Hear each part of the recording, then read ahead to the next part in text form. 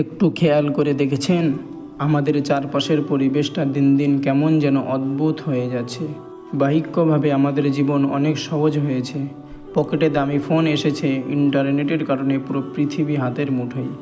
কিন্তু সত্যি করে বলুন তো, আমাদের মনের শান্তি কি আগের চেয়ে বেড়েছে নাকি কমেছে? আজ আমাদের চারিপাশের মানুষগুলোর দিকে তাকালে কি দেখি? সামান্য কারণে ভাইয়ে ভাইয়ে বিবাদ, প্রতিবেশীর সাথে হিংসা, আর সোশ্যাল মিডিয়ায় একে অপরকে ট্রল করা। আমাদের ঘর আছে কিন্তু পরিবারে শান্তি নেই, টাকা আছে কিন্তু মনে তৃপ্তি নেই। কেন হচ্ছে এমন?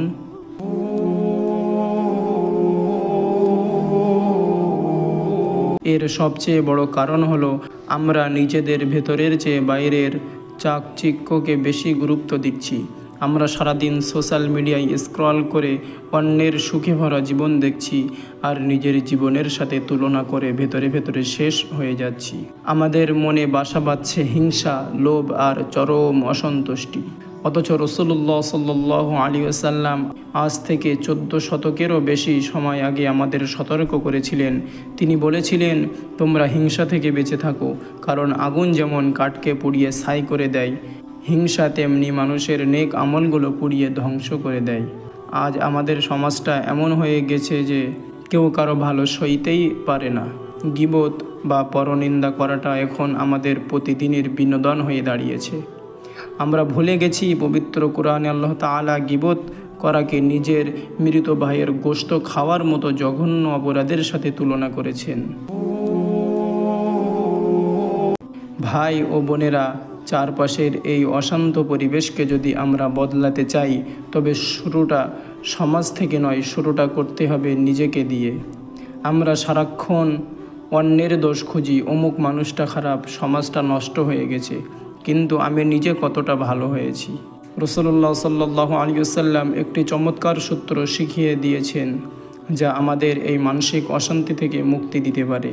তিনি বলেছেন, তোমরা দুনিয়াবী বিষয়ে তোমাদের চেয়ে নিচে যারা আছে তাদের দিকে তাকাও, তোমাদের চেয়ে উপরে যারা আছে তাদের দিকে তাকিও না, তাহলে আল্লাহর দেওয়া নিয়ামতকে তোমরা তুচ্ছ মনে করবে না।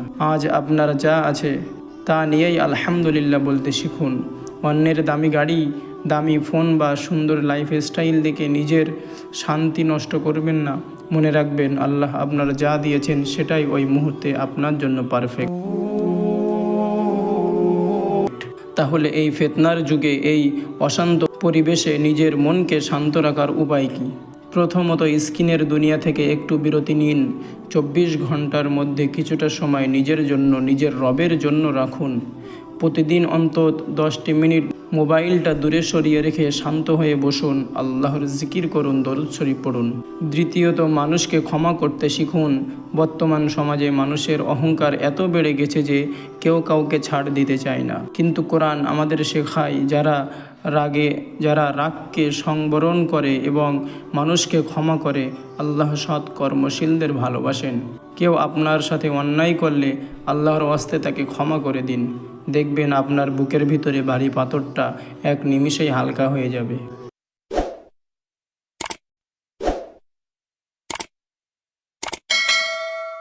আসুন আজ থেকেই প্রতিজ্ঞা করি, আমরা কারো পিছনে কথা বলবো না, কারো ক্ষতি চাইব না, এবং নিজের যা আছে তা নিয়েই আল্লাহর দরবারে শুকরিয়া আদায় করব।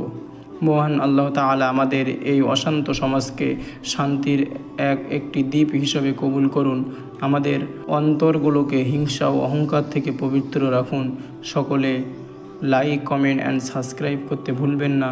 ভিডিওটি ভালো লাগলে আপনার বন্ধুদের কাছে শেয়ার করুন, যাতে তারাও এই ফিতনার যুগ থেকে মানসিক শান্তি খুঁজে পায়। দেখা হবে পরবর্তী ভিডিওতে ইনশাআল্লাহ। আসসালামু আলাইকুম।